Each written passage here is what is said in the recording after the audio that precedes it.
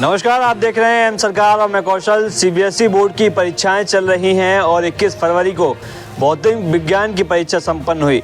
जब इस परीक्षा के पेपर को लेकर बच्चों से सवाल पूछे गए तो बच्चे कहीं ना कहीं असहज महसूस कर रहे थे। बच्चों का कहना था कि परीक्षा का जो पेपर है वो कठिन था और इसी विषय पर और बच्चों के मार्गदर्शन करने के लिए हमारे साथ में मौजूद हैं भौतिक विज्ञान के प्रवक्ता नवीन सर। बहुत बहुत स्वागत है सर आपका आज की हमारी इस खास पेशकश में। मेरा पहला सवाल है आपसे कि आप एक शिक्षक हैं, तो शिक्षक के नज़रिए से आप इस भौतिक विज्ञान के पेपर को किस प्रकार से देखेंगे? साथ ही साथ आप कहीं ना कहीं छात्र भी रहे हैं, तो छात्र के नज़रिए से आप इस पेपर को किस प्रकार से देख रहे हैं? सर जी, बिल्कुल आपने सही सवाल पूछा है और मैं दोनों ही नज़रिए से इस पेपर पर अपना विश्लेषण दूंगा। अगर देखिए शिक्षक के हिसाब से बात करूं, चूंकि इन तीनों जो सेट सीबीएसई के द्वारा आयोजित इस भौतिक विज्ञान की परीक्षा में पूछे गए हैं, तीनों ही सेटों को मैंने खुद हल किया है। और अगर मैं एक शिक्षक के हिसाब से कहूं तो पेपर बहुत आसान था।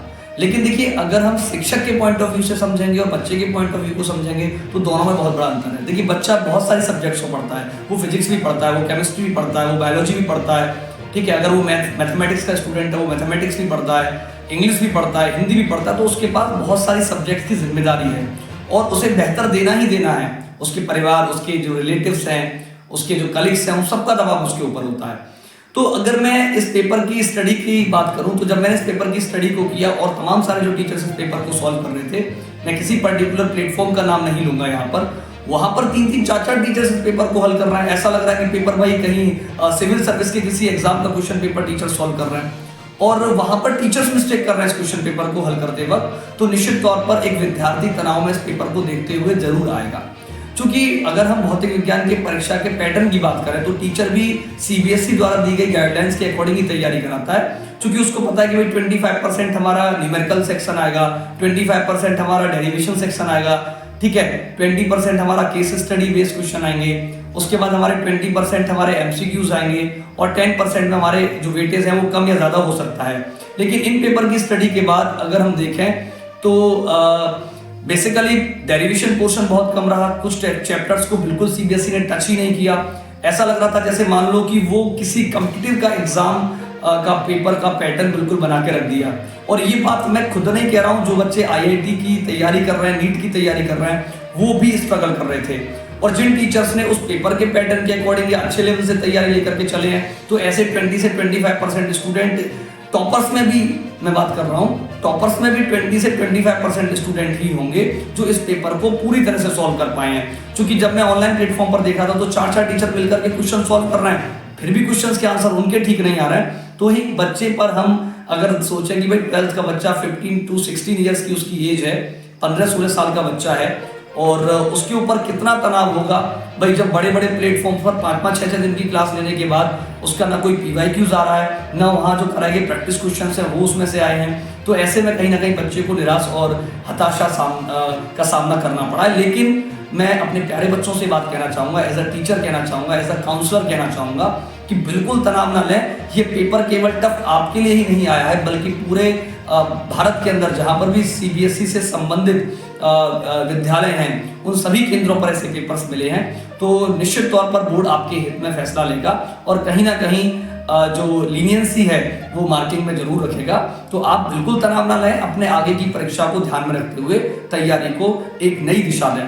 दूसरा मेरा यहाँ पर एक महत्वपूर्ण सवाल सीबीएसई से ये है कि भाई हम बच्चे के तनाव को कम करने का काम कर रहे हैं। अब कई बार पेपर देने वाला हर बच्चा टॉपर नहीं है भाई। ऐसे मान करके चलिए एक युद्ध हम लड़ने जा रहे हैं, उस युद्ध में सेनापति है और एक बहुत बड़ा योद्धा है, बहुत बड़ा फाइटर है, वो तो उसको जीत सकता है। लेकिन एक टीम के अंदर सारे के सारे प्लेयर विराट कोहली हो या बहुत अच्छा कर जाएं, ऐसा इम्पॉसिबल है। क्योंकि क्लास के अंदर आप भी जानते हैं कोविड के बाद जहां पेपर के पैटर्न को थोड़ा सा लाइट होना चाहिए था, वहां हमने पेपर के पैटर्न को हार्ड कर दिया है। चलिए आप पेपर हार्ड डिजाइन कीजिए, आपने पेपर हार्ड डिजाइन किया, स्टेट बोर्ड के जो बच्चे हैं उनका पेपर थोड़ा सा लाइट आता है, तो उस कंडीशन में वो बच्चे कहीं ना कहीं कंपटीशन में थोड़े से ज्यादा बेटर परफॉर्म कर पाएंगे, उनकी परसेंटेज का जो स्कोर होगा वो ज्यादा हो जाएगा, सीबीएसई का बच्चा पिछड़ जाएगा। अच्छा, दूसरी बात, एक कंडीशन में अगर किसी बच्चे का पहला पेपर खराब हो जाता है तो वो अगले पेपर में मनोवैज्ञानिक दबाव के साथ जाएगा, क्योंकि बच्चे को भाई स्कोर करना ही करना है। वो फिजिक्स भी पढ़ रहा है, उसको केमिस्ट्री को भी टाइम देना है। जैसे सर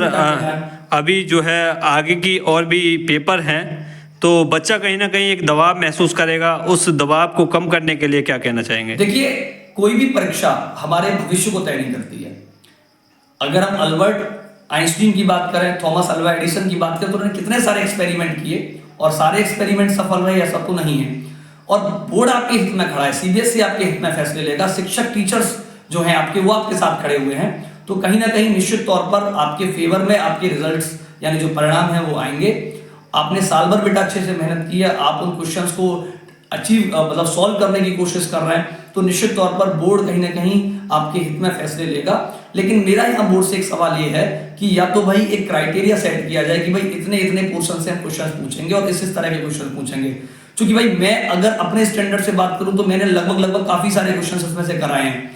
लेकिन अगर मैं ऑनलाइन टीचर्स की बात करूं और टीचर्स की बात करूं तो सारा पढ़ाया हुआ पेपर तो मेरा भी नहीं फंसा है। और ऑनलाइन जब जो बच्चे क्लासेस ले रहे हैं और उन बच्चों के क्या रिव्यूज हैं, वो बच्चे कह रहे हैं कि भाई हम 6-6, 7-7 दिनों से क्लास ले रहे थे, हम लगातार 1 शॉट्स वीडियो देख रहे थे, इनकी मैराथन क्लासेस ले रहे थे, और उन क्लासेस में से 1 या 2 या 3 क्वेश्चंस का भी ना आना, लास्ट ईयर से क्वेश्चंस के पैटर्न पर कोई क्वेश्चन का ना आना, निश्चित तौर पर एक तनाव बच्चों को जरूर लेकर के आएगा। लेकिन फिर भी मैं यही कहूंगा कि बेटा आप हेल्थी रहिए, हैप्पी रहिए, निश्चित तौर पर आप बहुत अच्छा करेंगे। अब यहां पर एक सवाल सीबीएसई से ये भी बन जाता है भाई कि आप इस बोर्ड एग्जाम्स को कॉम्पिटिटिव एग्जाम्स की तरह से क्यों लेकर के जा रहे हैं। एक एवरेज बच्चा जिसका फिजिक्स में इंटरेस्ट नहीं है, तो वो कम से कम पास तो हो जाए भाई, ऐसा पेपर तो बनाया जाए, एक मॉडरेट पेपर बनाया जाए और एक पेपर का क्राइटेरिया सेट किया जाए कि अगर हम 10% डेरिवेशन पूछ रहे हैं तो 10% डेरिवेशन हम पूछेंगे ही पूछेंगे किसी भी कंडीशन में। अब डेरिवेशन आप उसको केवल 2% पूछ रहे हो, 5% पूछ रहे हो, कभी आपने न्यूमेरिकल का स्कोर बहुत बढ़ा दिया है। तो इस बार पेपर का जो पैटर्न था वो थोड़ा सा हम कह सकते हैं कि कंसेप्चुअल था, न्यूमेरिकल्स ज्यादा थे, टाइम मैनेजमेंट अगर बच्चे का देखा जाए तो भाई टीचर भी मैं बहुत फ्रैंकली बोल रहा हूं, सारे टीचर पूरे भारत के अगर उस पेपर को ठीक तरीके से अगर कर जाएं तो मैं समझता हूं कि ये इम्पॉसिबल है। तो कहीं ना कहीं बच्चों के स्तर से सोचना होगा हमको। हर बच्चा IIT नहीं बनना चाहता, हर बच्चा नीट नहीं चाहता, और ये पेपर जो था, इस पेपर का जो लेवल था, मैं कहूंगा एडवांस तो नहीं था, लेकिन ये IIT के मेंस लेवल का पेपर था जो एकेडमिक पेपर नहीं हो सकता। क्योंकि एकेडमिक पेपर में जो गाइडलाइन है, एकेडमिक पेपर में जो सीबीएसई ने इंस्ट्रक्शंस दे रखे हैं, जो सिलेबस दे रखा है, उससे कहीं हद तक पेपर हार्ड था, टफ था। लेकिन एज अ टीचर मैं कहूंगा पेपर टफ नहीं था, फिर मैं बोल रहा हूं, लेकिन स्टूडेंट के तौर पर वास्तव में वो पेपर कठिन था। क्योंकि भाई मैं पिछले 7 साल से पढ़ा रहा हूं, बाकी टीचर 20-20 साल से पढ़ा रहे हैं, एक ही सब्जेक्ट के वो एक्सपर्ट हैं, तो एक्सपर्ट को तो वो चीज आसान लगेगी ना भाई, वो उससे भी कहीं एडवांस पढ़ गया है। लेकिन 12th लेवल का बच्चा जिसकी एज 15-16 साल है, उसके पास और भी सब्जेक्ट हैं, उसके पास उन सब्जेक्ट्स को भी देखना है, वहां भी अच्छा स्कोर करना है, तो उस बच्चे को ठीक वैसे ही क्वेश्चन पूछे जाएं जो एकेडमिक लेवल पर पूछे जाते हैं। और अगर बोर्ड, कोई भी बोर्ड इसी चीज को ध्यान रखते हुए चीजों को लेकर के आगे बढ़ेगा तो निश्चित तौर पर भारत का जो भविष्य है, जो युवा है, वो तनाव रहित पढ़ाई करेगा। कहीं ऐसा ना हो कि इतने हार्ड पेपर अगर फिजिक्स के बनते रहे तो एक टाइम बाद बच्चा फिजिक्स को ऑप्ट ही ना करे, साइंस स्ट्रीम्स को बच्चा चूज ही ना करे, तो उस कंडीशन में कहीं ना कहीं आगे जाकर के साइंस को नुकसान हो सकते हैं, साइंस डिपार्टमेंट को नुकसान हो सकते हैं। तो सीबीएसई के लिए मैं शिक्षक संघ की ओर से, विद्यार्थी वर्ग की ओर से ये निवेदन करना चाहूंगा कि भाई जब आप एक बार पेपर को डिजाइन किया करें तो उसका एक पर्टिकुलर पैटर्न आप बच्चों को शेयर करें, साथ ही साथ उस पर एक पैनल के थ्रू, चाहे फिजिक्स का पेपर है, केमिस्ट्री का पेपर है, मैथमेटिक्स का पेपर है, या बायोलॉजी का पेपर है, या अकाउंटेंसी या बीएसटी जैसी कठिन विषयों का पेपर है, तो इसको एक सब्जेक्ट के एक एक्सपर्ट से ना बनवा करके एक पैनल के थ्रू इस पेपर को बनवाएं, जहां पर उस कॉलेजेस में पढ़ाने वाले कुछ टीचर्स भी हों। आप पैटर्न पर डिस्कस कर लीजिएगा, निश्चित तौर पर भारत का युवा तनाव रहित पढ़ाई करेगा। लेकिन मैं फिर भी आखिर में बच्चों को कहना चाहूंगा कि रिजल्ट, परिणाम आपके पक्ष में रहेंगे। आपको मेरी ढेर सारी शुभकामनाएं हैं, ढेर सारा स्नेह है, ढेर सारा आशीर्वाद है। आप अच्छा करेंगे, बिल्कुल तनाव रहित रहते हुए आगे के परीक्षा के एग्जाम्स को बेहतर तरीके से दें, निश्चित तौर पर सफलता आपकी है।